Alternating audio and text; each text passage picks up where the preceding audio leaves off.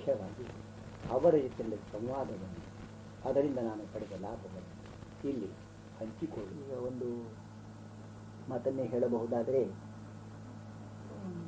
ಅಧ್ಯಯನ ಮಾಡಬೇಕಾದ್ರೆ 3 ಬಗೆಯ ವಾಚನ ಓದೋದನ್ನು ಕಲಿಸಿದರು ಅಂತಂದಲ್ಲ. ನಾನು ಓದೋದಕ್ಕೆ ಅವರೇನು ಹೇಳಿದರು? ಪ್ಯಾಸಿವ್ ರೀಡಿಂಗ್ ಅಂತ ಹೇಳಿದರು. ನೀನು ಶರತ್ಚಂದ್ರರ ಕಾದಂಬರಿಗಳನ್ನು ಓದೀನಿ ಎಂದೆ, ಅಥವಾ ಅನಕ್ರವರ ಕಾದಂಬರಿಗಳನ್ನು ಓದೀನಿ ಎಂದೆ. ಇದು ಓದಿದ್ದು ಸರಿ ಆಯ್ತಲ್ಲ, ಅದನ್ನು ಹೇಗೆ ಓದಿದಿ, ಇದನ್ನು ಯೋಚನೆ ಮಾಡಿದೀಯಾ ಅಂತ ಹೇಳಿದರು. ಅಂದರೆ ಏನು, ನೀನು ಓದುವಾಗ ಯಾವ ಯಾವ ನಿನ್ನ ಇಂದ್ರಿಯಗಳು ಅದರಲ್ಲಿ ತೊಡಗಿದ್ದವು ಅಂತ ಕೇಳಿದರು. ನನಗೆ ಅಷ್ಟು ಸ್ಪಷ್ಟವಾಗಿ ಅರ್ಥವಾಗಿದೆ. ಅವ್ರು ತಾವೇ ಹೇಳಿದರು, ನಿನ್ನ ಕಣ್ಣು ಅವುಗಳನ್ನು ನೋಡ್ತಾ ಇರ್ತವೆ, ಮನಸ್ಸು ಗ್ರಹಣ ಮಾಡ್ತಾ ಇರ್ತವೆ. ನಿನಗೆ ಯಾವುದೋ ಓದು ಮುಂದೆ ಕಣ್ಣು ಮತ್ತು ನೋಡು, ಓದೋ ಮುಂದೆ ಸಹಿತ ನೀನು ಒಂದ್ಸಲ ಮಾತಾಡಿದೆಯಲ್ಲ, ನಿನಗೆ ಗಣಿತದ ಬಗ್ಗೆ ಪ್ರೀತಿ ಇತ್ತು. ಆದರೆ ಮುಂದೆ ಆ ಗಣಿತದ ವಿಷಯದಲ್ಲಿ ಪ್ರೀತಿಯನ್ನು ಕಳೆದುಕೊಂಡೇ, ನಿಜವಾಗಿ ಕಳೆದುಕೊಂಡೇ ಬೇಕಂತ ಬಿಟ್ಟಿಯೋ ಗೊತ್ತಿಲ್ಲ. ಯಾಕಂದ್ರೆ ನೀನು ಹೇಳಿದ ಮಾತು ಕೇಳಿದರೆ ಯಾವುದೋ ಒಂದು ತಪ್ಪು ತಿಳುವಳಿಕೆಯಿಂದ ನಿನ್ನ ಮನಸ್ಸನ್ನು ಯಾರೂ ಸರಿಯಾಗಿ ನಡೆಸಲಿಲ್ಲ ಅಂತ ಅರ್ಥ, ಅಥವಾ ಯಾರು ಇನ್ನೊಬ್ಬರು ಯಾಕೆ ನಡೆಸಬೇಕು, ನೀನು ಸರಿಯಾಗಿ ನಡೆಸಿಕೊಳ್ಳಲಿಲ್ಲ ಅಂತ ಅರ್ಥ. ಏನೋ ಅನಕ್ರವ ಜೀವನ ಚರಿತ್ರೆ ಓದಿದ್ವಿ, ಅವರ ಬಾಲ್ಯ ಶಿಕ್ಷಣ ವಿದ್ಯಾಭ್ಯಾಸ ಅವರು ಬಹಳ ಕಲೀಲಿಲ್ಲ, ಶಾಲೆ ಬಿಟ್ಟರು, ಯಾಕಂದ್ರೆ ಶಾಲೆ ಅತೃಪ್ತಿ ಇತ್ತು, ಹಾಗೆ ಹೀಗೆ ಇಂಟರ್ ಓದಿಟ್ರು, ಆಮೇಲೆ ಗಣಿತ ಬಿಟ್ಟುಬಿಟ್ರು. ಅಂದರೆ ನೀನೇನು ಹೊಂದಿಸಿಕೊಂಡು ಬಿಟ್ಟು ಗಣಿತಕ್ಕೂ ಕಲೆಗೂ ಸಂಬಂಧ ಇಲ್ಲ ಅಂತಂದು ಇದೇ ಭ್ರಮೆ. ಆದ್ದರಿಂದ ನನ್ನ ಒಬ್ಬ ಪರಿಚಿತ ಟಿ.ಪಿ. ಕೈಲಾಸಮ್ಮನ ಬಗ್ಗೆ ಅವರಿಗೆ ಬಹಳ ಅಭಿಮಾನ ಅಂದರೆ ಅವರು ಕೃತಿ ಓದಿ ಬಹಳ ಅಭಿಮಾನ ಅಂತಲ್ಲ, ಅವ್ರಿಗೇನೋ ಒಂದು ಗೌರವವನ್ನು ಕಂಡು ತಾನು ಹಾಗೆ ಗೌರವಸ್ಥನಾಗಬೇಕು, ಹಾಗೆ ಕೀರ್ತಿವಂತನಾಗಬೇಕು ಅಂದರೆ ಏನು ಮಾಡಬೇಕು? ಟಿ.ಪಿ. ಕೈಲಾಸಮ್ಮ ಆಗಬೇಕು. ಟಿ.ಪಿ. ಕೈಲಾಸಮ್ಮ ಆಗುವುದಂದ್ರೆ ಏನು? ನಾಟಕ ಬರೀಬೇಕು ಅಂತ ಅರ್ಥ. ನಾಟಕ ಬರೀಬೇಕಾದ್ರೆ ಕೈಲಾಸಮ್ಮ ಏನು ಮಾಡ್ತಿದ್ರು? ಬಹಳ ಅನಿಶ್ಚಿತ, ಆಮೇಲೆ ವೇಳಾಪತ್ರಿಕೆ ಇಲ್ಲದ, ಸಿಗರೇಟ್ ಸೇದುವಂತಹ ವಿಕ್ಷಿಪ್ತ ವ್ಯಕ್ತಿ ಅಂತ ತಿಳ್ಕೊಂಡ್ರು. ಆಯಿತು, ಟಿ.ಪಿ. ಕೈಲಾಸಮ್ಮನನ್ನು ಅನುಕರಣೆ ಮಾಡಿಕೊಂಡು ಸಿಗರೇಟ್ ಬಂತು, ನಾಟಕ ಬರೆಯುವ ಪ್ರತಿಭಾ ನಡೆಯುವುದು. ಹೀಗೆ ಆದುದರಿಂದ ಅನೇಕರು ತಮ್ಮ ಜೀವಮಾನವನ್ನು ಹಾಳು ಮಾಡಿಕೊಳ್ತಾರೆ. ಯಾಕಪ್ಪ ನೀನು ಯೋಚನೆ ಮಾಡಿದ್ಯಾ? ದೇವದಾಸ ಕಾದಂಬರಿ ಅಷ್ಟು ನನಗೆ ಯಾಕೆ ಹಿಡಿಸಿತು? ಸಂಧ್ಯಾರಾಗ ಅಷ್ಟು ಯಾಕೆ ಹಿಡಿಸಿತು? ಬೆಟ್ಟದ ಜೀವ ಅಷ್ಟು ಯಾಕೆ ಹಿಡಿಸಿತು? ಸಾಹಿತ್ಯ ರತ್ನ ಅಷ್ಟು ಯಾಕೆ ಹಿಡಿಸಿತು? ಸಾಹಿತ್ಯ ರತ್ನದಿಂದ ಸಂಧ್ಯಾರಾಗ ಎಲ್ಲಿ ಬೇರೆ ಇದೆ ಅಂತೆಲ್ಲ ಯೋಚನೆ ಮಾಡಿದೀಯಾ? ನಿನ್ನ ಮೇಲೆ ಪರಿಣಾಮ ಏನು ಮಾಡಿದೆ? ನೀನು ಯಾಕೆ ಓದಿದೆ? ಅದಕ್ಕಿಂತ ಬೇರೆ ಏನಾದರೂ ಒಳ್ಳೆಯದೊಂದು ಅವಕಾಶ ಇರಲಿಲ್ಲ ಬೇರೆ. ದಿವಸಕ್ಕೆ ನೀನು ಎಷ್ಟು ಗಂಟೆಗಳನ್ನು ಓದ್ತಾ ಇದ್ದಿ? ಹೀಗೆ ನಿಷ್ಕ್ರಿಯವಾಗಿ ಕೂತು ಓದು ನಿನಗೆ ಯೋಗ್ಯ ಅನಿಸಿದೆ ಅಂತೆಲ್ಲ ಪ್ರಶ್ನೆ ಕೇಳಿ.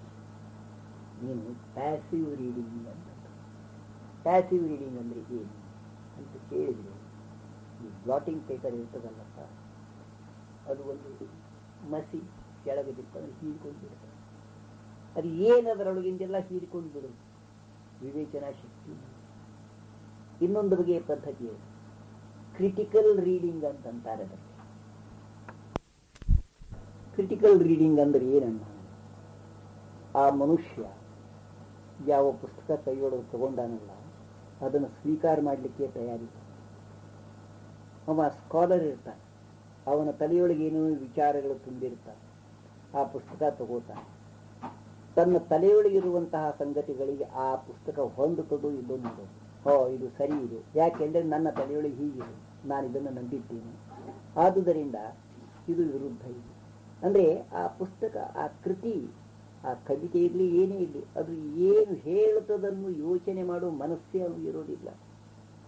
ಓದ್ತಾ ಓದ್ತಾ ಹೋಗ್ತಾ ಮತ್ತೆ ಅವನಿಗೆ ಅದೊಂದು ಹುಂದದ ಕಾಳಗಿರ್ತದಲ್ಲಪ್ಪ, ಗೂಳಿ ಕಾಳಗಿದ್ದಂಗೆ, 2 ಟಗರ ಒಂದಕ್ಕೊಂದು ಕೂಡಿದಂಗೆ, ಯಾವಾಗಲೂ ಅವ ಸಡ್ಡು ಹೊಡೆದೇ ಪುಸ್ತಕ ಕೈಯಾಗಿ ಹಿಡಿತಾನೆ, ತಗೊಂಡಿರ್ತಾನೆ. ಇದು ಕ್ರಿಟಿಕಲ್ ರೀಡಿಂಗ್. ಇವೆರಡೂ ಮಾಡೋರು ಬಹಳ ಮಂದಿದ್ದಾರೆ. ಈ ಎರಡೂ ಓದುವವರು ಅಪಕ್ವ ವಾಚಕರೇ, ಅಪಕ್ವ ಓದುವರು. ನಿನಗೆ ಇನ್ನೂ ಒಂದು ಬಹಳ ಮಹತ್ವದ ಹೇಳ್ತೀನಿ. ಈ ಪುಸ್ತಕ ತಗೊಂಡು ಅಂತೇಳಿ ಮೊದಲದೊಂದು ಕವಿತಾ ಕೇಳ್ತಿರ್ತಾರೆ, ಇದು ಕವಿತಾ ಯಾರು ಬರೆದಿದ್ದು ಅನ್ನೋದು. ಅಂದ್ರೆ ಇಂಥವರು ಆ ಹೆಸರು ಗೊತ್ತಾದ್ಮೇಲೆ ಕವಿತೆ ಮತ್ತು ಅವರನ್ನೆಲ್ಲ ಬಹಳ ದೊಡ್ಡ ಕವಿ ಇರ್ಲಿಕ್ಕೇನೆ ಬೇಕಾಗ ಹೀಗೆ ಲೆಕ್ಕ ಮಾಡೋದು. ಇಂಥವ್ರು ಏನು ಓದ್ತಾರೆ ಗೊತ್ತದೇನು? ಕವಿತಾ ಓದೋದಿಲ್ಲ ಅವರು, ಲೇಬಲ್ ಓದ್ತಿರ್ತಾರೆ. Label, they are enjoying label. ಈಗ ಬಹಳ ಮಂದಿ ಹೇಳ್ತಾರಲ್ಲ, ಇದು made in India, made in India, made in Japan, made in France, made in UK, made in ಈಗೆಲ್ಲ ಅಂದರೆ ಇಂತಹ ಒಂದು ಭ್ರಮೆಯಲ್ಲಿ ಒಳಗಾಗಿರ್ತಾರೆ. ಯಾರಿಗೆ ಅದರ ಒಳಗಿನ ಅಂತಸ್ತತ್ವ ಗೊತ್ತಿರೋದಿಲ್ಲ ಅಂಥದ್ದು. ನಿನಗೊಂದು ಮೋಜಿನ ಮಾತು ಹೇಳ್ತೇನೆ. ನಮ್ಮ ರವೀಂದ್ರನಾಥ್ ಠಾಕೂರ್ ಬಗ್ಗೆ ನಿನಗೆ ಭಾಳ ಅಭಿಮಾನ ಇತ್ತು. ಯಾಕೋ ಅಭಿಮಾನ ನನಗೆ ಗೊತ್ತಿಲ್ಲ. ಈ ಅಭಿಮಾನ ಅಂದರೆ ನಿಮ್ಮ ಸುತ್ತಮುತ್ತಲಿನ ಜನರೆಲ್ಲ ಹೇಳಿದ್ರು ಕಾಣ್ತದೆ, ಅಥವಾ ಅವರು ದೊಡ್ಡವರು ನೊಬೆಲ್ ಪ್ರೈಸ್ ಪಡೆದವರು. ಹಾಗೆ ಈ ರವೀಂದ್ರನಾಥ್ ಠಾಕೂರ್ ನೊಬೆಲ್ ಪ್ರೈಸ್ ಪಡೆಯೋದಕ್ಕಿಂತ ಮೊದಲ ಅವರ ಪುಸ್ತಕದೊಳಗಿನ ವಾಕ್ಯಗಳನ್ನು ಮೆಟ್ರಿಕ್ ಪರೀಕ್ಷಾ ಕೇಳ್ತಿದ್ರು. ಕರೆಕ್ಟ್ ದ ಫಾಲೋಯಿಂಗ್ ಸೆಂಟೆನ್ಸಸ್ ಅಂತ. ಅಂಥದ್ದು ನೊಬೆಲ್ ಬಹುಮಾನ ಸಿಕ್ಕ ಕೂಡಲೇ ಓಹೋ ಅಂದ್ಬಿಟ್ಟು. ಅಂದರೆ ಲೇಬಲ್ ಓದೋದಲ್ಲ, ಇದು ಯಾರದು ಅನ್ನೋದು ತಿಳಿಯೋದಕ್ಕಿಂತ ಮೊದಲ. ಮತ್ತು ಇನ್ನೂ ಒಂದು ಬಹಳ ಮೋಜಿನ ಸಂಗತಿ ಇರ್ತದೆ. ನಮ್ಮ ಅಂತಃಕರಣದಲ್ಲಿ ಸೌಂದರ್ಯವನ್ನು ಅನುಭವಿಸುವ ರೀತಿಯೂ ನನಗೆ ಗೊತ್ತಿರುವುದಿಲ್ಲ. ಯಾವುದು ಸೌಂದರ್ಯ ಎಂಬುದು ಗೊತ್ತಿರಬೇಕು ಅಂತಲ್ಲ, ಅಥವಾ ಸೌಂದರ್ಯ ಅಂದರೆ ಏನು ಅಂತ ಅಧ್ಯಯನ ಮಾಡಬೇಕು ಅಂತ ಅರ್ಥ ಅಲ್ಲ. ಮೊದಲನೇದ್ದು ಕಣ್ಣು ತೆರೆದು ನೋಡಿದರೆ ಎಡಕ್ಕ ಬಲಕ್ಕ ಮ್ಯಾಲ ಕೆಳಗ ಎಷ್ಟೊಂದು ಸೌಂದರ್ಯ. ಇನ್ನೊಂದು ಬಗೆಯ ರೀಡಿಂಗ್ ಯಾವುದು ಅಂತ ಕೇಳಿದರೆ ಅದಕ್ಕೆ ಕ್ರಿಯೇಟಿವ್ ರೀಡಿಂಗ್ ಅಂತ. Creative reading. ನೀನು ಆ ಪುಸ್ತಕದೊಳಗೆ ಏನೂ ಹಾಕೋದಿಲ್ಲ, ಆ ಪುಸ್ತಕ ನಿನ್ನೊಳಗೆ ಏನೂ ಹಾಕೋದಿಲ್ಲ. ಆದರೆ ಓದ್ತಾ ಓದ್ತಾ ನೀನು ಮತ್ತು ಆ ಪುಸ್ತಕದಲ್ಲಿಯ ವ್ಯಕ್ತಿ ಕೂಡಿ ಒಂದು ಹೊಸದು, ಏನೋ ಒಂದು ಅದ್ಭುತವಾದ ಸೃಷ್ಟಿಯಾಗ್ತದೆ. ಇದಕ್ಕೆ ಕ್ರಿಯೇಟಿವ್ ರೀಡಿಂಗ್ ಅಂತ. ಕ್ರಿಯೇಟಿವ್ ರೀಡಿಂಗ್ ಇದು ಕ್ರಿಯೇಟಿವ್ ರೀಡಿಂಗ್ ಅಂದರೆ ಒಂದು ಬಗೆಯ ರಸಾಸ್ವಾದನೆ ಅಂತಲ್ಲ, ರಸಯೋಗ ಅಂತ ತಿಳ್ಕೋಬಹುದು. ಆದುದರಿಂದ ಮೊದಲನೇದ್ದು ನಾನು ಯಾಕೆ ಓದುತ್ತೇನೆ ಅನ್ನೋದನ್ನು ತಿಳ್ಕೊಳ್ಳಲಿಕ್ಕೆ ಪ್ರಯತ್ನ ಮಾಡಿ. ಓದೋ ಉದ್ದೇಶ ಅನೇಕ ಸಂಗತಿಗಳು. ಈಗ ಇತಿಹಾಸ ನೀನು ಓದ್ತೀನಿ, ಅದು ಜ್ಞಾನ ಸಂಪಾದನೆ ಮಾಡೋದು ಅಂತಿರ್ತದೆ. ಭೂಗೋಳ ಅಂತ ಓದ್ತೀವಿ, ಜ್ಞಾನ ಸಂಪಾದನೆ ಅಂತಿರ್ತದೆ. ಇನ್ನೂ ಒಂದು ಬಗೆಯ ರೀತಿ ಇರ್ತದೆ, ಒಂದು ಮನಸ್ಸು ಬೆಳೆಯೋ ರೀತಿ ಅಂತಿರ್ತದೆ. ಆ ಮನಸ್ಸು ಬೆಳೆಯೋ ರೀತಿಯೂ ಒಂದು ಬಗೆಯ ಓದು ಅಗತ್ಯ.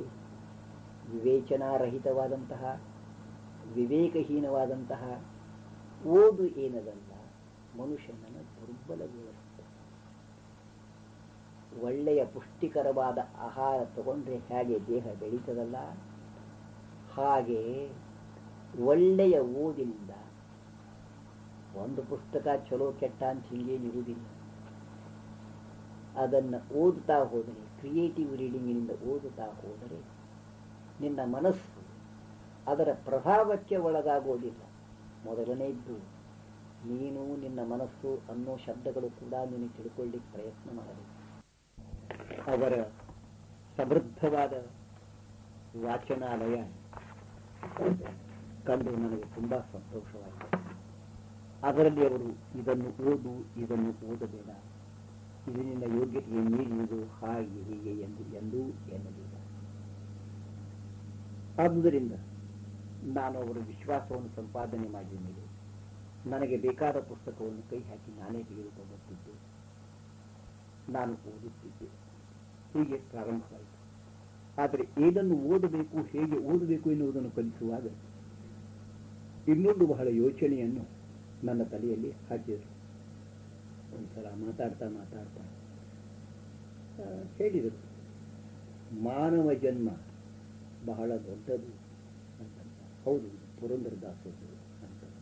ಹೌದದು ಗೊತ್ತಾಯಿತು. ನಿನಗೆ ಮಾನವ ಜನ್ಮ ಬಹಳ ದೊಡ್ಡದು ಅಂತ ಅನಿಸಿದಂಗೆ ಕಾಣಿಸೋದಿಲ್ಲ ಅಂತ. ಯಾಕೆ ಅಂತ ಕೇಳಿದೆ.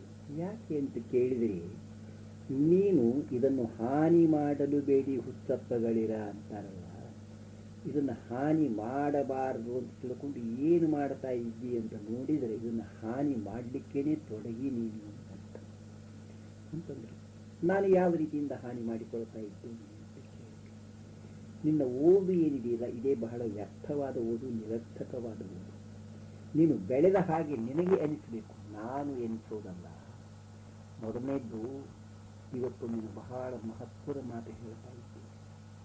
ಯಾಕೆ ನೀನು ಓದುತ್ತಾ ಇದ್ದೀಯಾ ಅನ್ನೋದನ್ನು ಅರ್ಥ ಮಾಡಿಕೊಳ್ಳದಿದ್ದರೆ ನೀನು ನಿನ್ನ ಮಾನವ ಜನ್ಮವನ್ನು ಹಾನಿ ಮಾಡಿಕೊಳ್ಳುವುದು ನಿಶ್ಚಿತವಾದಂಥ.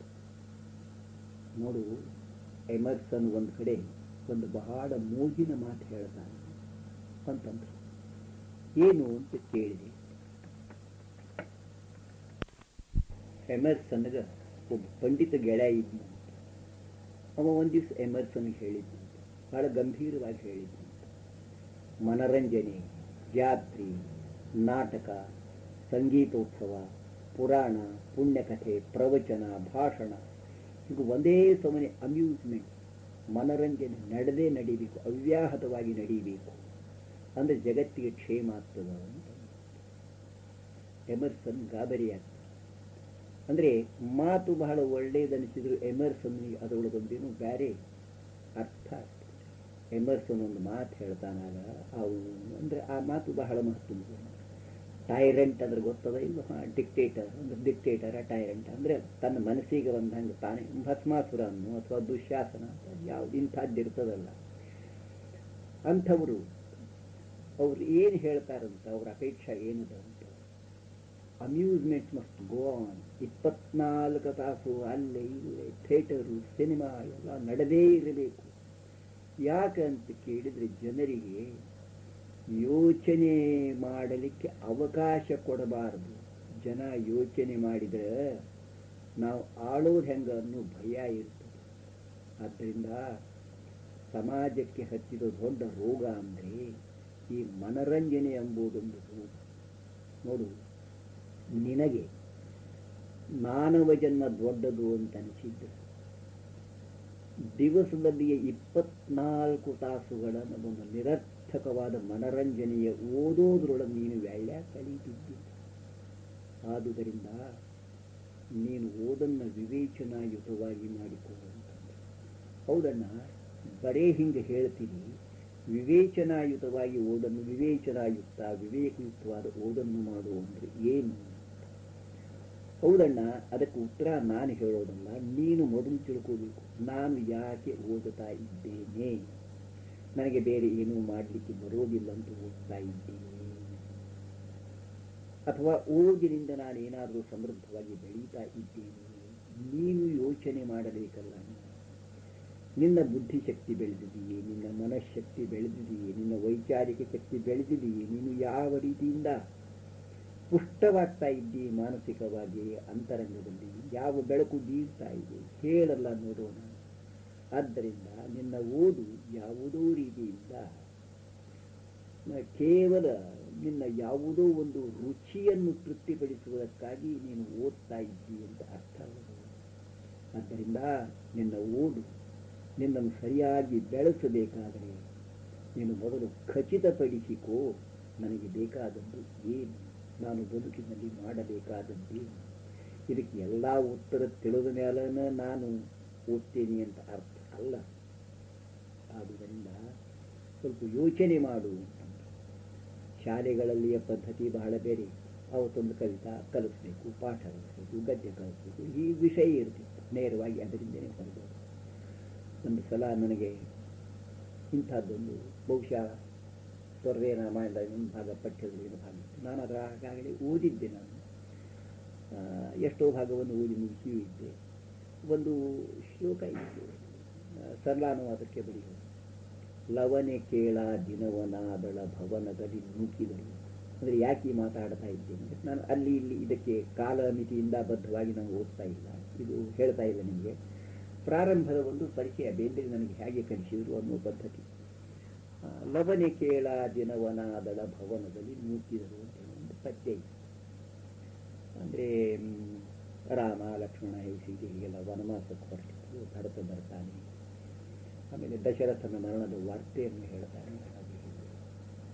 ನಾನು ಸರಳಾನುವಾದ ಅಂತ ಹೇಳಿದ್ರು. ನಾನು ಬರೆದಿದ್ದೆ. ಬರೆದ ಮೇಲೆ ಬೇಂದ್ರೆ ಅವರಿಗೆ ಆ ಸರಳಾನುವಾದ ತೋರಿಸೋದು, ಅವರಿಂದ ವಾಹವಾ ಅನಿಸೋದು, ಶಾಬಾಷ್ ಅನಿಸೋದಕ್ಕೆ ಅನ್ನೋ ಒಂದು ರೀತಿ ಇತ್ತು ಅಂತ ಕಾಣ್ತದೆ. ಆಮೇಲೆ ಮಾತಾಡ್ತಾ ಕೇಳಿದರು, ತಮ್ಮ ಈ ಪದ್ಯ ನಿನಗೆ ತಿಳಿದಿದೆಯೇ ಅಂತ ಕೇಳಿದೆ. ಹೌದು, ತಿಳಿದ ಸರಳಾನುವಾದ ಬರದೇನಲ್ಲ. ಹೌದು, ಸರಳಾನುವಾದ ಅಂದರೆ ಪದ್ಯ ಅಲ್ಲ. ಈ ಪದ್ಯದ ಅನುಭವ ನಿನಗೆ ಬಂದಿದೆ, ಈ ಕವಿ ಏನು ಹೇಳ್ತಾ ಇದ್ದಾನೆ ಎಂಬುದು ನಿನಗೆ ತಿಳಿದಿದೆ ಅಂತ ಕೇಳಿದೆ. ತಿಳಿದಿದೆ ಅಂದೆ ನಾನು. ಹಾಗಾದರೆ ಮೊದಲನೇ ಸಾಲು ಓದು ನೋಡೋಣ ಅಂತ. ಲವನೇ ಕೇಳು ಆ ದಿನವನ್ನು ಆ ದಡಭವನದಲ್ಲಿ ನೂಕಿದರು ಅಂತ ನಾನು ಓದಿ. ಹೌದು, ರಾಮ ಲಕ್ಷ್ಮಣ ಸೀತೆ ಇವರೆಲ್ಲ ಕರ್ತು ಆಮೇಲೆ ನೂಕಿದರು. ಕ್ರಿಯಾಪದ. ಲವಣೆ ಕೇಳು ಆ ದಿನವನ್ನು ಕರ್ಮ ದಿನವನ್ನು ಅಂದರೆ ಹೀಗೆ ಕರ್ತೃ ಕರ್ಮ ಕ್ರಿಯಾ ಅಂತ ಹೇಳಿದೆ. ಹೌದು, ಸರಿ. ಇದನ್ನು ಸದಾ ವಿಚಾರ ಮಾಡುವ. ನೂಕಿದರು ಅಂತ ಹಾಕಿದ್ದಾನೆ ಕವಿ. ಯಾಕೆ ನೂಕಿದರು ಅಂತ ಹಾಕಿದ್ದಾನೆ? ನೂಕು ಅಂದರೆ ಏನು ಅಂತ ಕೇಳಿದರು ನನ್ನನ್ನು. ನಾನು ಅದರಲ್ಲಿ ಬರೆದಿದ್ದೆ, ಲವಣೆ ಕೇಳು ಆ ದಿನವನ್ನು ಅವರು ಆ ಎಲೆಯ ಮನೆಯಲ್ಲಿ ಪರ್ಣಕುಟಿಯಲ್ಲಿ ಕಳೆದರು ಅಂತ ನಾನು ಬರೆದಿದ್ದೆ. ಹೌದಣ್ಣ, ನಿನಗದರ ವಾಚ್ಯಾರ್ಥ ಶಬ್ದಾರ್ಥ ಅದು. ಆದರೆ ನಿನಗೆ ಆ ಕವಿಯಲ್ಲಿ ನೂಕಿದರು ಅಂತ ಹಾಕಿದ್ನಲ್ಲ, ಯಾಕೆ ತಿಳಿತೇನು ಅಂತ ಕೇಳಿದ್ರು.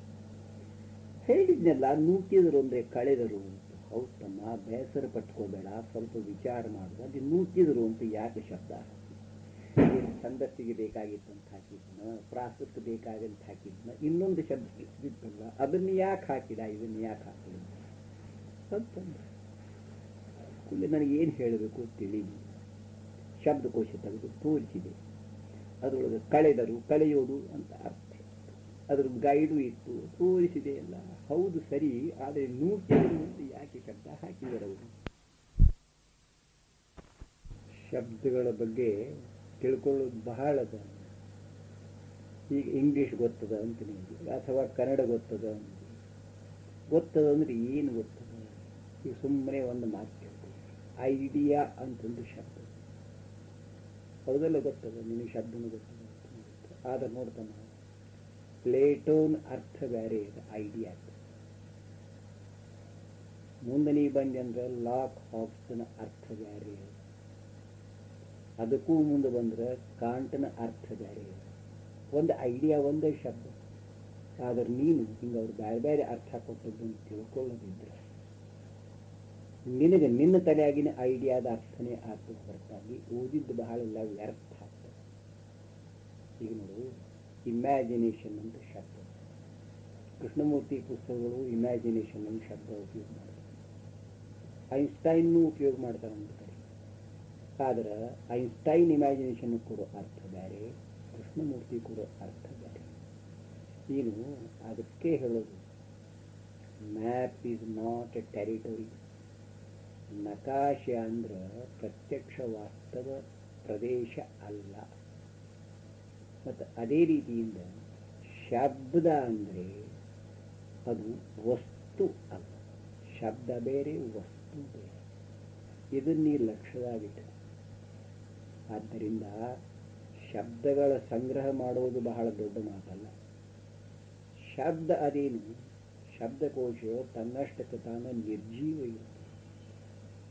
ಒಬ್ಬ ಸಮರ್ಥನಾದಂತಹ ಮನುಷ್ಯ, ಸಮರ್ಥ ಅಂದ್ರೆ ಏನು? ಯಾರ ಹೃದಯ ಅನುಭವದಿಂದ ಭಾವಗಳಿಂದ ಸಮೃದ್ಧವಾಗಿದೆಯೋ, ವಿಚಾರಗಳಿಂದ ಸಮೃದ್ಧವಾಗಿದೆಯೋ ಅದು ಅವ ಅವುಗಳನ್ನು ಅಭಿವ್ಯಕ್ತಿಗೊಳಿಸಲಿಕ್ಕೆ ಆ ಶಬ್ದಗಳನ್ನು ಉಪಯೋಗ ಮಾಡ್ತಾರೆ. ಬಹಳ ಮೋಜಿನ ಮಾತಂದ್ರೆ ಶಬ್ದಗಳನ್ನು ಮೀರಿ ಅರ್ಥ ಇರ್ತದೆ. ಶಬ್ದ ತಾನೇ ತಾನಾಗಿ ನಿಂತರೆ ಅದು ಅರ್ಥ ಆಗೋದು ಬಹಳ ಕಷ್ಟ. ನಿನಗೆ ಶಬ್ದಾರ್ಥ ಆದೀತು, ಆದರೆ ನಿನ್ನ ಮನಸ್ಸು ಬೆಳೆಯೋದಿಲ್ಲ, ಹೃದಯ ಬೆಳೆಯೋದಿಲ್ಲ. ಆದುದರಿಂದ ಬಹಳ ಮಹತ್ವದ ಸಂಗತಿ ಎಂದರೆ ಆ ವಾಚನದಲ್ಲಿ ಇಮ್ಯಾಜಿನೇಟಿವ್ ಅಂಡರ್ಸ್ಟ್ಯಾಂಡಿಂಗ್ ಅಂತಿರುತ್ತೆ, ಎಂಪಥಿಕ್ ಅಂಡರ್ಸ್ಟ್ಯಾಂಡಿಂಗ್ ಅಂತಿರುತ್ತೆ. ನೋಡೋಣ, ಮೊನ್ನೆ ಮಾತಾಡೋ ಮುಂದೆ ಆಡಿದೆಯಲ್ಲ, ಶಾಕುಂತಲ ನಾಟಕ ಓದೋ ಮುಂದೆ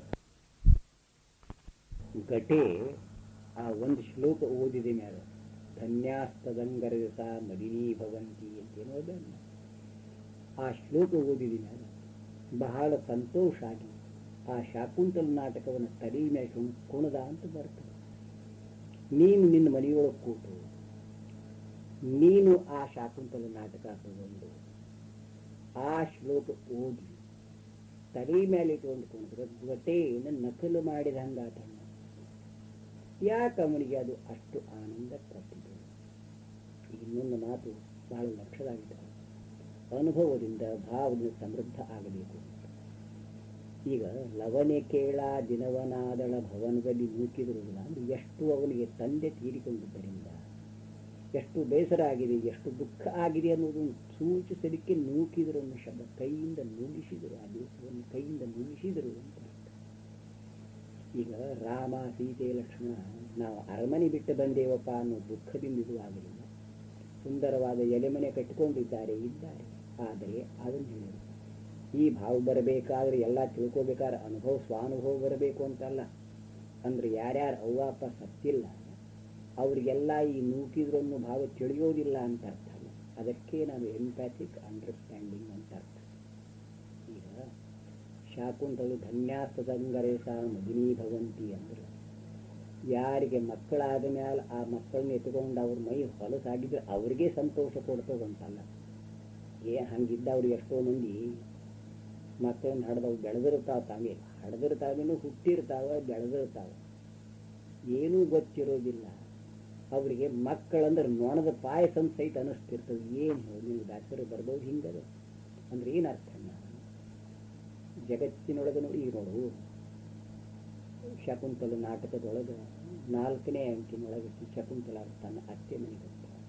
ಅಣ್ಣ ನೀನು ನಿನ್ನ ಮನೆಯೊಳಗೆ ಯಾರು ಮದುವೆ ಆಗಿ ನೋಡಿದ್ದು ಅದೆಲ್ಲ ಹೋಗೋದು ನೋಡಿರೋದಿಲ್ಲ ಹಾಗೆ, ಅಥವಾ ನೀನೇ ನಿನ್ನ ಊರು ಬಿಟ್ಟು ಎಷ್ಟೋ ಥರ ಕದಿಲಿ ಪರವೂರಿಗಂತ ಹೋಗಿ ಹೋಗೋ ಮುಂದೆ ವ್ಯಥೆಯನ್ನು ಅನುಭವಿಸಿಲ್ಲ ಅಥವಾ ಇದು ಎಲ್ಲ ಯೋಚನೆ ಮಾಡಬೇಕು. ಪ್ರತಿಯೊಂದು ಅನುಭವವನ್ನು ನಾನೇ ಪಡೀಬೇಕು ಅಂತ ಇರೋದಿಲ್ಲ. ಅಂತಃಕರಣಗಳ ಭಾವಗಳೆಲ್ಲ ಇರ್ತಾವೆ. ಇನ್ನೂ ಒಂದು ಬಹಳ ಮಹತ್ವದ ಮಾತು, ಈಗ ಶರೀರ ಬೆಳೆಯೋದಕ್ಕೆ ಅನ್ನ ಬಹಳ ಅಗತ್ಯ ಅಂತ ಅರ್ಥ. ಅದರ ಅರ್ಥ 24 ತಾಸು ಊಟನೇ ಮಾಡಬೇಕು ಅಂತ ಅರ್ಥ ಅಲ್ಲ. ಅನ್ನ ಶರೀರ ಬೆಳೆಸೋದ್ರೊಳಗಿನ ಒಂದು ಭಾಗ ಇದ್ದಂತೆ. ಬಿಸಿಲು ಅಂತದ, ಗಾಳಿ ಅಂತದ, ಮಳೆ ಅಂತದ, ಚಳಿ ಅಂತದ, ಹೊರಗಿನ ಪರಿಸರ ಅಂತದ, ನಿಸರ್ಗ ಅಂತದ, ಹವೆ ಅಂತದ, ಮನಸ್ಸಂತದ, 1, 2, 100 ಭಾಗಗಳಿಂದ ಅದು ಪರಿಣಾಮ ಮಾಡ್ತದೆ.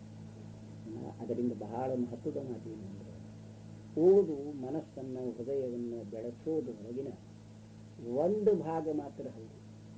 ಎಲ್ಲಾನು ಊಟದಾನ ಮಾಡಿ ನಾ ಶರೀರ ಬೆಳೆಸ್ಕೋತೀವಿ ಅಂದರೆ ಹೆಂಗೆ ಅಡ್ಡಾದಿ ಹಿಡ್ದಂಗೆ ಆಗ್ತದೆ, ಶರೀರದ ನಾಶ ಆಗ್ತದಲ್ಲ. ಕೇವಲ ಪುಸ್ತಕ ಓದಿನಿಂದ ನಾನು ಪ್ರಬುದ್ಧ ಆಗ್ತೇನೆ, ಪ್ರಗಲ್ಭ ಆಗ್ತೇನೆ ಅಂತ ತಿಳ್ಕೊಂಡ್ರೆ ಅದು ಬಹಳ ತಪ್ಪು ದಾರಿಯನ್ನು. ಆದ್ದರಿಂದ ಮೊಟ್ಟ ಮೊದಲನೆಯ ಕೆಲಸ ನಾನು ಯಾಕೆ ಓದತೇನೆ ಅನ್ನೋದನ್ನು ತಿಳ್ಕೋಬೇಕು. ನೋಡು, ಓದೋ ಉದ್ದೇಶ ಬಹಳ. ಬೇಂದ್ರೆಯವರಿಗೆ R.G. ಕಾಲಿಂಗ್ವುಡ್ ಅಂತ ಒಬ್ಬ ಇತಿಹಾಸಕಾರ, ಇತಿಹಾಸನೂ ಬಹಳ ಓದ್ತಿದ್ರು. ಟೈಂಬಿನವರು ಬಹಳ ಓದಿದ್ರು. ಆದರೆ R.G. ಕಾಲಿಂಗ್ವುಡ್ ಬಗ್ಗೆ ಇನ್ನೊಂದು ಪುಸ್ತಕ ಅವರಿಗೆ ಬಹಳ ಪ್ರಿಯ ಆಗಿತ್ತು. ಅದರ ಹೆಸರು ಪ್ರಿನ್ಸಿಪಲ್ಸ್ ಆಫ್ ಆರ್ಟ್ ಅಂತ ಇತ್ತು. ಅದರೊಳಗಿನ ಒಂದು ಭಾಗ ತೆಗೆದು ನನಗೆ ಹೇಳಿ, ನೋಡು, ನಿಜವಾದ ಕಾವ್ಯ ಯಾವುದು, ಕಾವ್ಯ ಅಂತ ಅನ್ನೋಣ ಸುಮ್ಮನೆ, ಕಲೆ ಯಾವುದು, ಕೃತಿ ಯಾವುದು ಅಂತ ಹೇಳಿದರೆ ಅದು ಎಂಟರ್ಟೈನ್ಮೆಂಟ್ ಅಲ್ಲ, ಅದೇ ಪ್ರಕಾರ ಮ್ಯಾಜಿಕ್ಕು ಅಲ್ಲ. ಇದು ಎರಡೂ ಯಾವುದು ಇರೋದಿಲ್ಲವಲ್ಲ ಅದು ಮಾತ್ರ ನಿಜವಾದ ಕಲೆ ಇರ್ತದೆ, ನಿಜವಾದ ಕಾವ್ಯ ಇರ್ತದೆ ಅಂತೆಲ್ಲ ಹೇಳಿದೆ. ಅಲ್ಲಿ ನಾನು ಕೇಳಿದೆ, ನನಗಿಷ್ಟೆಲ್ಲ ಪುಸ್ತಕಗಳು ಇದರೊಳಗೆ ನಾನು ಯಾವುದು ನೀವು ಯಾವುದು ಬೇಕು, ನೀವ ನನ್ನ ಓದನ್ನು ಯಾಕೆ ನಿರ್ದೇಶಿಸಬಾರದು, ಇದನ್ನು ಓದಬೇಡ ಅಂತ ಹಾಗೆ ಮಾಡಬಾರದು. ಯಾಕಂತ ಕೇಳಿದರೆ, ಮೊದಲನೇದ್ದು ನಿನಗೆ ಏನು ಬೇಕಾಗಿದೆ ಅನ್ನೋದನ್ನು ವಿಚಾರ ಮಾಡೋಣ. ನಾನು ಒಂದು ಒಳ್ಳೆಯ ಪುಸ್ತಕನೇ ಕೊಟ್ಟಿದ್ದೆ, ಭಾಳ ಚಲೋ ಪುಸ್ತಕನೇ ಕೊಟ್ಟೆ. ಅದನ್ನು ಬಹುಶಃ ಕೊಡಬಾರ್ದಾಗಿತ್ತೋ ಕೊಡಬೇಕಾಗಿತ್ತೋ ಗೊತ್ತಿಲ್ಲ, ಸಾಧನ ಕೊಟ್ಟೆ. ಆದರೆ ಅದನ್ನು ಓದೋದು ಸಾಧ್ಯವೋ ಶಕ್ಯವೋ? ಈಗ ನೋಡು, ಅದರೊಳಗಿನ ಒಂದು ನಿಬಂಧದೊಳಗಿನ ಒಂದು ವಾಕ್ಯ ಬರ್ತದೆ, ಭಾರತೀಯ ಸಂಸ್ಕೃತಿಯ ಬಗ್ಗೆ ಹೇಳ್ತಾರಲ್ಲ, ಅದು ನಿಸರ್ಗದ ತೊಟ್ಟಿಲಲ್ಲಿ ಬೆಳೆದದ್ದು ಅಂತಂದ. ಎಂತಹ ಚಂದ ಮಾತುಗಳನ್ನ, ಬರೀ ಶಬ್ದಗಳನ್ನ, ಬರೀ ಶಬ್ದಗಳನ್ನ. ಇದು ಹೌದೋ ಸರಿಯೋ ಅಲ್ಲವೋ ಅನ್ನೋದನ್ನು ತಿಳ್ಕೊಳ್ಳಿಕ್ಕೆ ನೀನು ಭಾರತೀಯ ಇತಿಹಾಸವನ್ನು ಸಂಸ್ಕೃತಿಯನ್ನು ಓದಬೇಕು ಅಂತಲ್ಲ. ನೋಡು, ನೀನು ನಿಸರ್ಗದ ತೊಟ್ಟಿಲು ಅಂದ್ರಲ್ಲ, ಎಂದಾದರೂ ನೀನು ಮಗುವಾಗಿ ನಿಸರ್ಗದ ತೊಟ್ಟಿಲೊಳಗೆ ಆಡಿ ಏನು ನೀನು ಯೋಚನೆ ಮಾಡಿದೆ. ನೀನು ಮುಂದೆ ಓದೋ ಪ್ರಶ್ನೆ ಇಲ್ಲ. ಇದೇ ಸಾಲ ಓದಿ ಒಂದು 2 ದಿವಸ ಅನುಭವಿಸಿ ಅನುಸಂಧಾನ ಮಾಡಿ ನಿಸರ್ಗದ ತೊಟ್ಟಿಲೊಳಗೆ ಮಲ್ಕೊಂಡ್ರೆ ಭಾಳ ಚೆಂದ ಆಗ್ತದೆ. ಬಹುಶಃ ರವೀಂದ್ರನಾಥ್ ಠಾಕೂರದೇ ಒಂದು ಕಥೆ ಕಥೆ ಅವ್ರದ್ದಲ್ಲ, ಅವ್ರ ಜೀವನದೊಳಗೆ ಆದದ್ದ ಅಂತಂತಾರೆ. ಕಥೆನೋ ಹೌದು ಅಲ್ಲೋ ಗೊತ್ತಿಲ್ಲ, ಆದ್ರೆ ಮಾತು ಬಹಳ ಮಹತ್ವವಾಗಿದೆ. ಏನು ಆ ಮಾತಿನಾಗ ಬರೋದು, ಅವರು ಬೆಳದಿಂಗಳ ಮೇಲೆ ಒಂದೇನು ಥೀಸಿಸ್ ಮಾಡ್ತಿರ್ತಾರೆ, ಒಂದೇ ಸವನಿ ಬರೀತಿರ್ತಾರೆ. ಆಮೇಲೆ ದೀಪ ಆರಿ ಹೋದ ಮೇಲೆ ಪುಸ್ತಕ ಮುಚ್ಚಿಟ್ಟು, ಬರೆಯೋದನ್ನು ಮುಚ್ಚಿಟ್ಟು, ಓದೋದನ್ನು ಮುಚ್ಚಿಟ್ಟು ಕಿಟಕಿ ಬಾಗಿಲ ತೆಗಿತಾರೆ. ಹುಣ್ಣಿಮೆ ಬೆಳದಿಂಗಳು ಕೋಣೆಯಲ್ಲೆಲ್ಲ ತುಂಬುತ್ತದೆ. ಓ ಏನು ಸಂತೋಷ! ಕವಿ ಆ ಸಂತೋಷವನ್ನು ಕೊಡಬೇಕಂತ, ಆ ಸಂತೋಷವನ್ನು ಕೊಡಬೇಕಾದ್ರೆ ಮೊದಲ ಆ ಆನಂದವನ್ನು ತಾನು ಅನುಭವಿಸಿರಬೇಕು. ಆ ಆನಂದವನ್ನು ಅವನು ಬರೀತಿದ್ದ. ಕೆಲವು ಬೇಂದ್ರೆ ಬೆಳದಿಂಗಳು ನೋಡು ಅಂತ ಬರದಾನ, ನಾನು ಅಂತ ತಿಳ್ಕೊಂಡು ನಾನು ಒಂದೇನೋ ಬರೀತೇನೆ ಅಂದ್ರಲ್ಲ. ನಿನಗೆ ಬೆಳದಿಂಗಳ ಅನುಭವ ಬಂದೋದಿ, ನೀನು ಬೆಳದಿಂಗಳ ನೋಡಿ. ಅದರ ಅರ್ಥ ಬಹಳ ಮಹತ್ವದ ಮಾತು ತಿಳ್ಕೊಳ್ಳಿಕ್ಕೆ ನೀನು ಪ್ರಯತ್ನ ಮಾಡು. ಏನು ತಿಳ್ಕೊಳ್ಳೋದು ಅಂತಂದ್ರೆ, ಓದೋದು ಯಾಕೆ ಅನ್ನೋದನ್ನು ವಿಚಾರ ಮಾಡು. ನಾನು ಮನರಂಜನೆಗಾಗಿ ಓದ್ತಾ ಇದ್ದೇನೆ, ಹೊತ್ತು ಕಳೆಯುವುದಕ್ಕಾಗಿ ಓದ್ತಾ ಇದ್ದೇನೆ, ಅಥವಾ ಬೆಳೆಯುವುದಕ್ಕಾಗಿ ಅನ್ನೋದನ್ನು ವಿಚಾರ ಮಾಡು.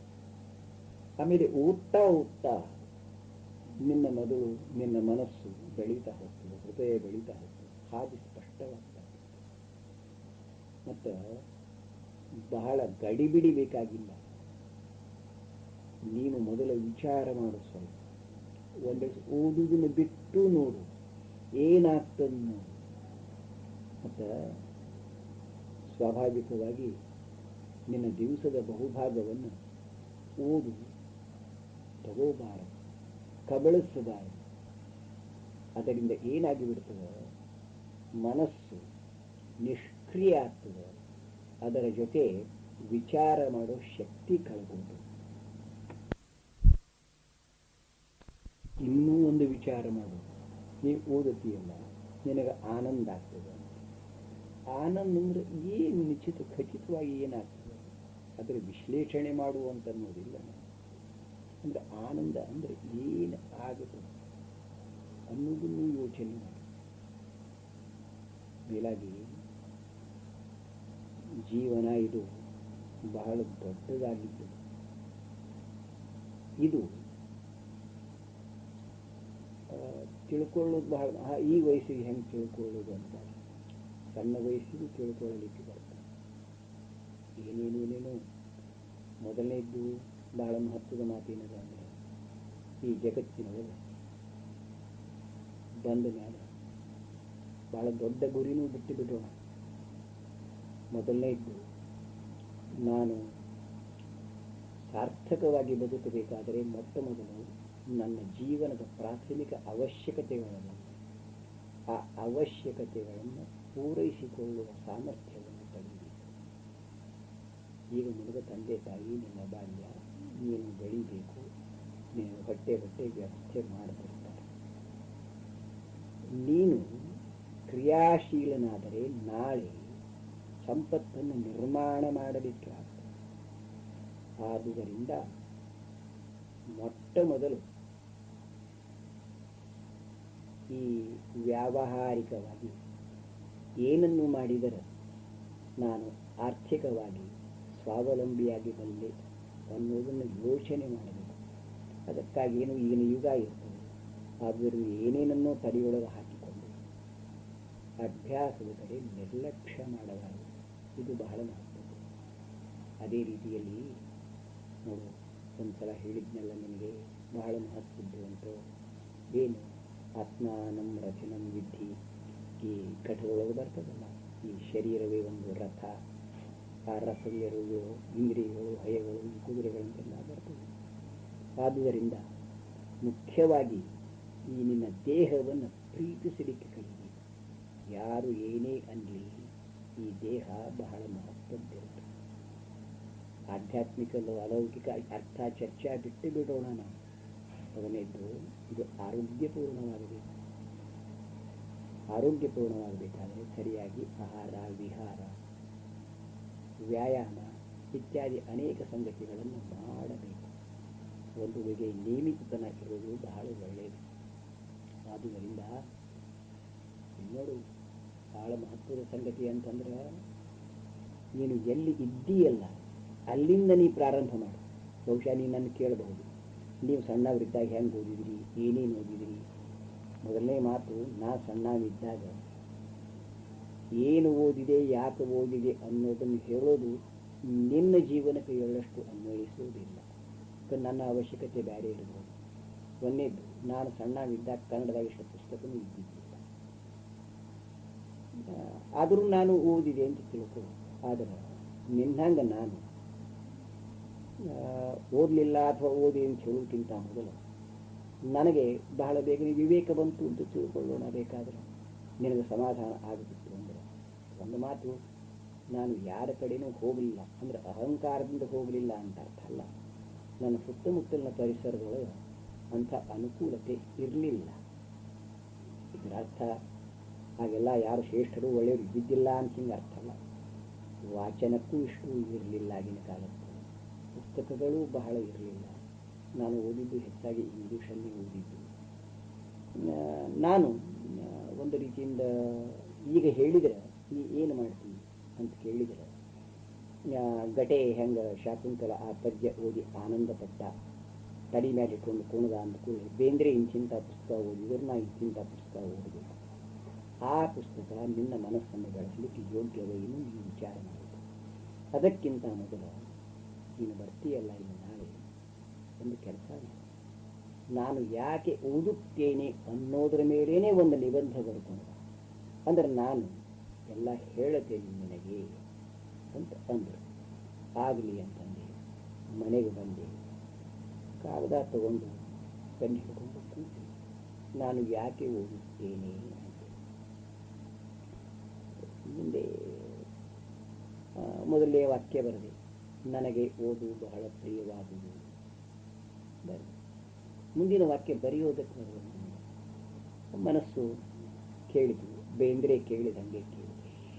ಓದು ನನಗೆ ಯಾಕೆ ಪ್ರಿಯವಾಗುವುದು ಅಂತ ಕೇಳಿತು. ನನಗೆ ಅದಕ್ಕೆ ಉತ್ತರ ಹೇಳಲಿಕ್ಕೆ ಬರಲಿಲ್ಲ. ಆಮೇಲೆ ಕೂತೆ ಮರುದಿವಸ ಹೋದೆ. ಬರದೇನು ನಿಬಂಧ ಅಂತ ಕೇಳಿದೆ. ಕಾಗದ ಮುಂದಿಟ್ಟೆ.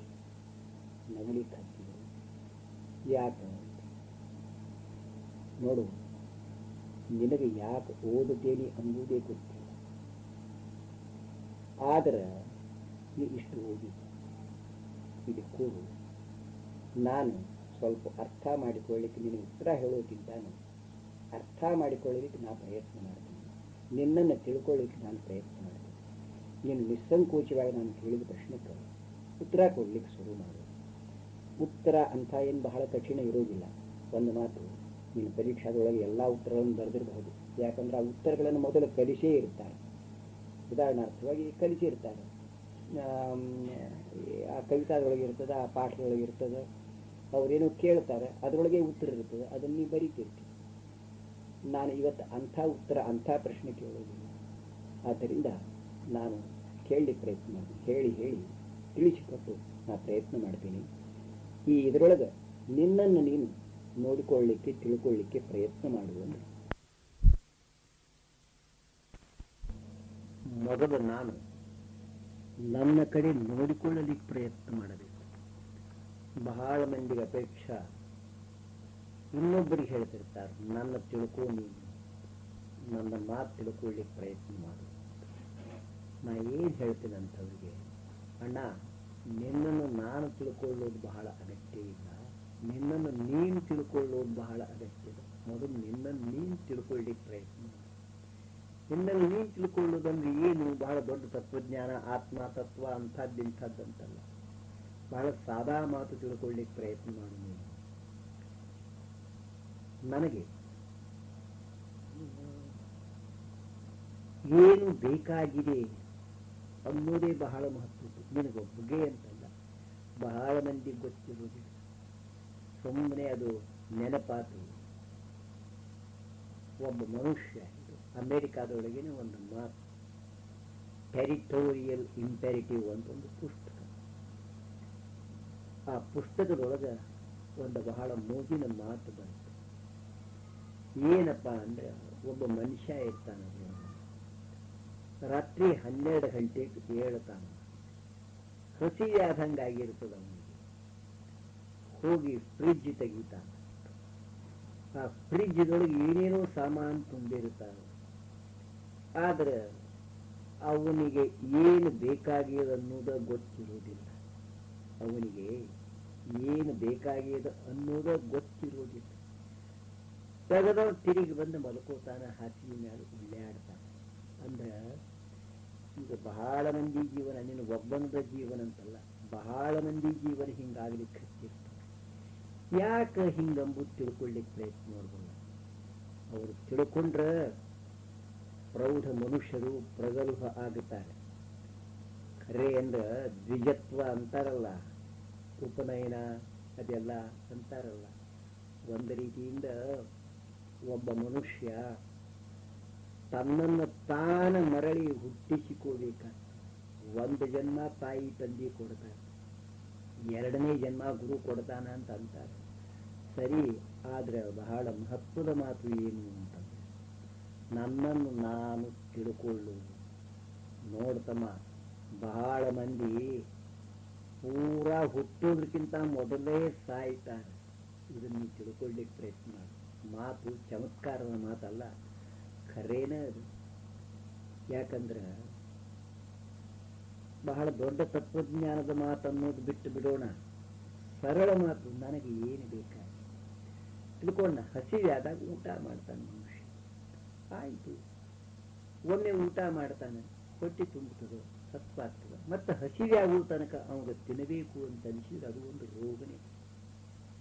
ಹಾಗೆ ದೇಹಕ್ಕೆ ಹೇಗೆ ಒಂದು ಹಸಿವು ಅಂತದ, ಹಾಗೆ ಮನಸ್ಸಿಗೂ ಒಂದು ಹಸಿವು ಅಂತದ, ಹೃದಯಕ್ಕೂ ಒಂದು ಹಸಿವು ಅಂತದ.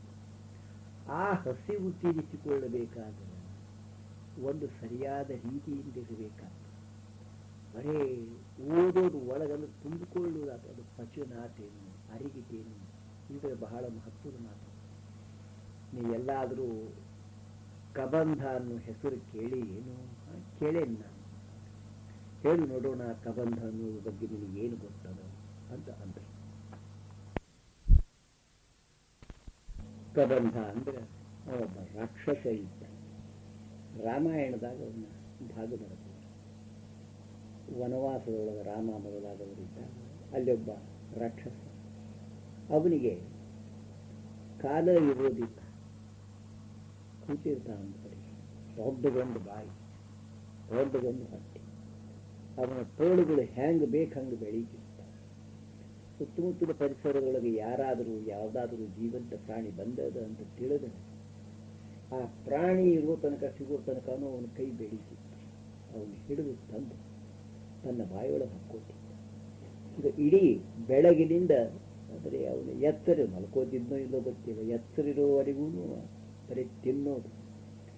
ಇದು ಅವನ ಬಗ್ಗೆ ನಾನು ತಿಳಿದಷ್ಟು. ಅದೇ ಬಹಳ ಮಂದಿ ಓದು ಅಥವಾ ಬಹಳ ಮಂದಿ ಕ್ರಿಯಾ ಏನಿರ್ತದೆ, ಇದು ಕಬಂಧ ಕ್ರಿಯಾ ಇದ್ದಂಗೆ ಇರ್ತದೆ. ಅವನಿಗೆ ಕಾಲಿಲ್ಲ, ಮೆದುಳಂತೂ ಮೊದಲೇ ಇಲ್ಲ, 2 ಕೈಗಳು ಮಾತ್ರ. ಆ ಕೈಗಳ ಕೆಲಸ ಏನೋದಕ್ಕೆ ಇನ್ನೊಂದು ಮಾಡಿ ಕೊಟ್ಟು ಏನು ಸಿಗುತ್ತದಲ್ಲ ಅದನ್ನು ಎಳ್ಕೊಂಡು ತನ್ನ ಬಾಯೊಳಗೆ ಹಾಕೊಳ್ಳೋದು. ಹಂಗೆ ತಮ್ಮ, ಈಗ ತಿಳ್ಕೋ, ನೀನು ಕಬಂಧ ನಂಗೆ ಸಿಕ್ಕದ್ದನ್ನೆಲ್ಲ ನಿನ್ನ ಬಾಯೊಳಗೆ ಕೈ ಎಳ್ಕೊಂಡು ಹಾಕ್ಕೊಂಡು ಹಂಗೆ ಆಗುತ್ತೆ. ಓದಿದ್ದು ತಿಳಿತೇನು ಎಂಬುದು ಕೂಡ ಬಹಳ ಮಹತ್ವದ್ದು. ಸರಿಯಾಗಿ ತಿಳಿತೇನು, ನಾನು ಸರಿಯಾಗಿ ತಿಳ್ಕೊಂಡೇನು ಅನ್ನೋ ಮಾತು. ಆಗ ಇನ್ನೊಮ್ಮೆ ಹೇಳಿದ್ದೆ ನಿನಗೆ, ಶಬ್ದ ಅರ್ಥ ತಿಳಿದ್ರೆ ಸಹಿತ ಶಬ್ದದ ಅರ್ಥ ಸರಿಯಾಗಿ ಆಗೋದು ಬಹಳ ಮಹತ್ವದ್ದು. ಅದು ನನಗೆ ಆಗೇದೇನು ಇದನ್ನು ತಿಳ್ಕೊಳ್ಳೋದು ಅಷ್ಟೇ ಮಹತ್ವದ್ದು. ಶಬ್ದ ಜ್ಞಾನ ಆಯಿತು ಅಂತ ತಿಳ್ಕೊ, ಸರಿಯಾದ ಜ್ಞಾನವೂ ಆಯಿತು ಅಂತ ತಿಳ್ಕೊ. ಆದ್ರೆ ಅದರೊಳಗಿನ ಮಾತು ನಿನಗೆ ಮನದಟ್ಟಾಗಿದೆಯೇ, ಏನು ಬೌದ್ಧಿಕ ನೆಲೆಯಲ್ಲಿ ತಿಳಿದಿದೆಯೇ, ನಿಜವಾದ ರೀತಿಯಲ್ಲಿ ತಿಳಿದಿದೆಯೇ ಅಂತನ್ನೋದು ಬಹಳ ಮಹತ್ವದ್ದು. ಈಗ ನಿನಗೆ ಉದಾಹರಣೆಗಳನ್ನು ಕೊಟ್ಟೆ ಅದನ್ನು ಹೇಳ್ತೇನೆ.